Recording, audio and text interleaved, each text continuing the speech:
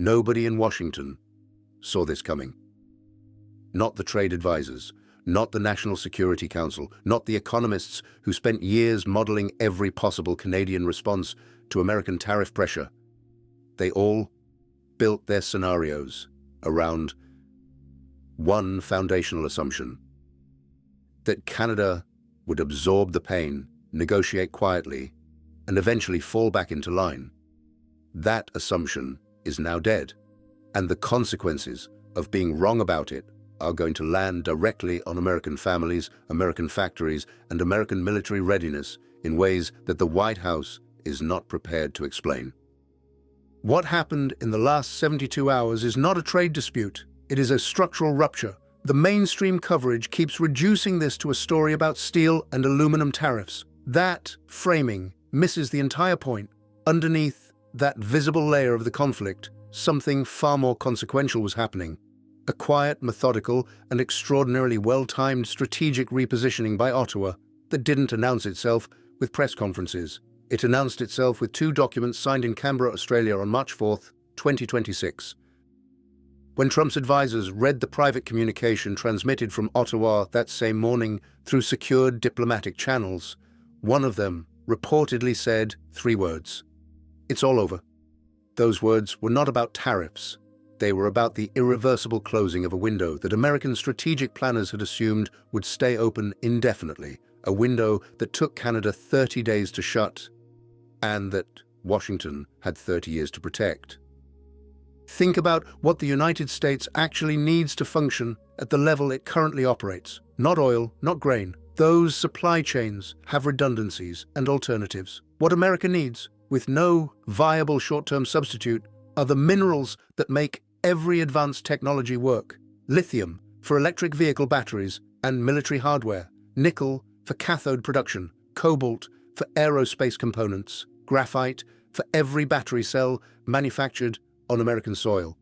The US government's own data confirms it was 100% import reliant for 12 critical minerals as of 2024. Here is the number Washington's trade team consistently underweights: $47 billion. That is the value of critical minerals Canada exported to the United States in 2023 alone. Not total trade. Critical minerals specifically, the materials feeding every battery gigafactory in the American Midwest and every Pentagon procurement contract currently being executed. When you trace those $47 billion through the supply chain, they underpin somewhere between $2 and $4 trillion of downstream American economic activity. Restricting that flow does not produce a trade problem. It produces a production crisis. Now, here is what I want you to answer in the comments right now. Did you know before today that the United States was this dependent on Canadian minerals for its military hardware and electric vehicle production? Write yes or no, and tell me in one sentence where you first heard about it. Because the gap between what the public knows and what the strategic community knows about this dependency is itself one of the most important political stories of this decade. Mark Carney is not a career politician. He ran the Bank of Canada through the 2008 financial crisis. Then he ran the Bank of England through Brexit.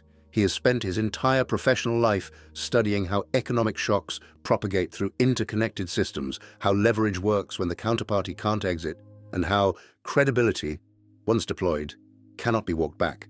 When he started making calls to Australia, Japan, India, and South Korea in late January 2026, it was not exploratory diplomacy. It was the activation of a contingency plan built on a single insight Washington still hasn't absorbed. Trump's tariff strategy is built on asymmetric pain. You impose costs severe enough to force concessions in sectors where substitution exists on the American side. The strategy works because access to the world's largest consumer market is worth enormous sacrifice to most trading partners.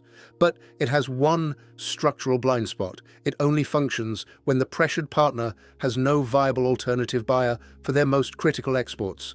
The moment that alternative materializes, the entire architecture of leverage collapses. And that is precisely what Carney spent 60 days building before Washington. understood what was happening.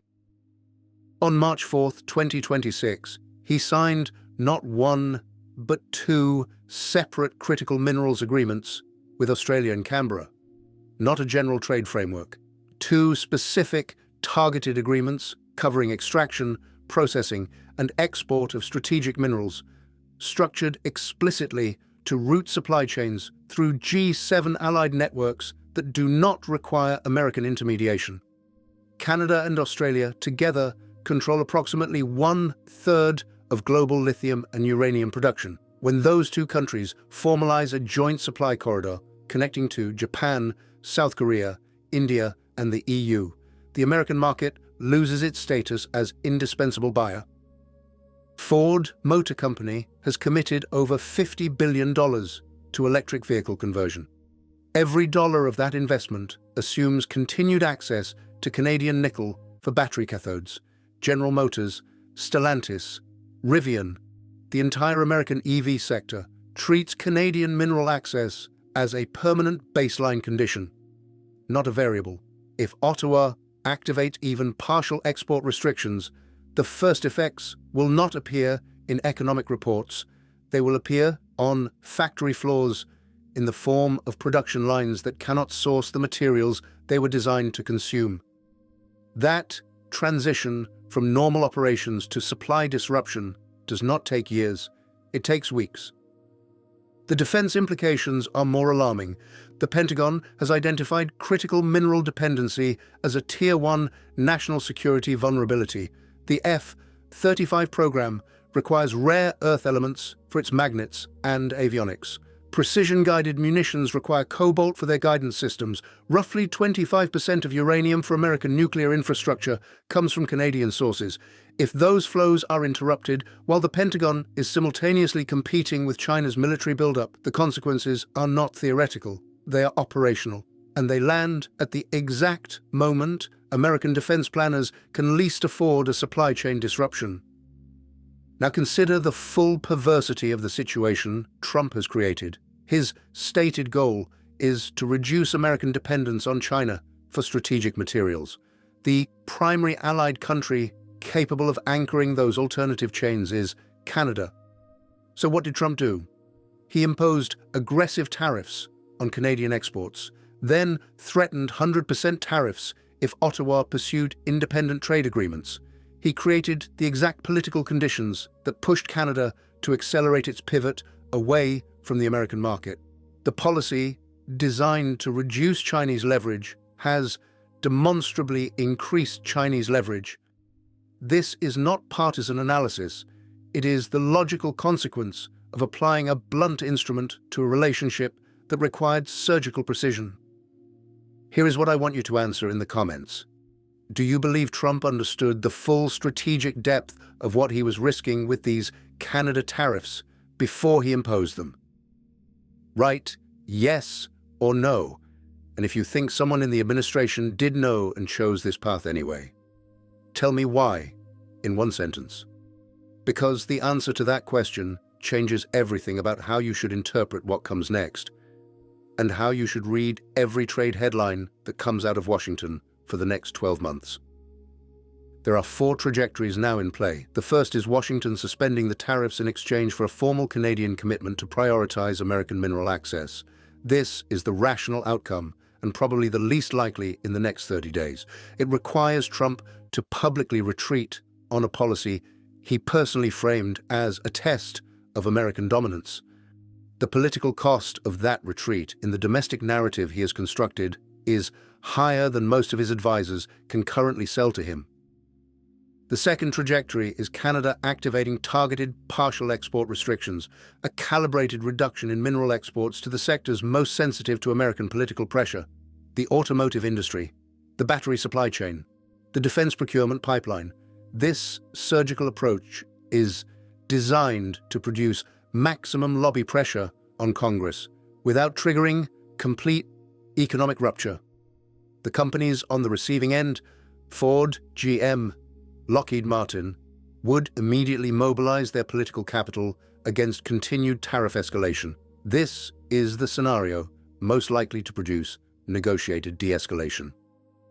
The third scenario is full escalation. Both sides activate every retaliatory measure available. Canada restricts mineral exports comprehensively. Washington responds with the 100% tariff. The Canadian economy contracts sharply. RBC estimates American tariffs could push Canadian unemployment up by 2 to 3 percentage points. But American industries, with no domestic substitution path for Canadian minerals, enter a supply crisis. The recession risk for the United States by end of year under full escalation is not a political forecast. It is a mathematical consequence of supply chain architecture that took 3 decades to build and cannot be rebuilt in 3 months. The fourth scenario requires the most political maturity from both sides. A negotiated framework presented as a mutual victory that trades tariff relief for a formalized mineral access agreement. Economically, the most rational. Politically, the most complicated, because Ottawa has spent 60 days building the international narrative that independence from American market dependency is the future of Canadian strategy. Carney has spent real political capital building that narrative. Walking it back has a cost that goes well beyond the bilateral relationship, and that cost grows larger with every new contract signed in Tokyo, Canberra, and New Delhi. So let me leave you with one final question, distinct, and I genuinely want to know this. Where in the world are you watching this right now? Drop your country or your city in the comments. Because what is happening between Canada and the United States is not a North American story. It is a global story about whether resource-rich middle powers can restructure their relationships with dominant economies on their own terms. The answer will determine who controls the supply chains of the 21st century. The window is closing, the contracts are being signed, and the advisors in Washington who said it's all over were not being dramatic. They were being precise.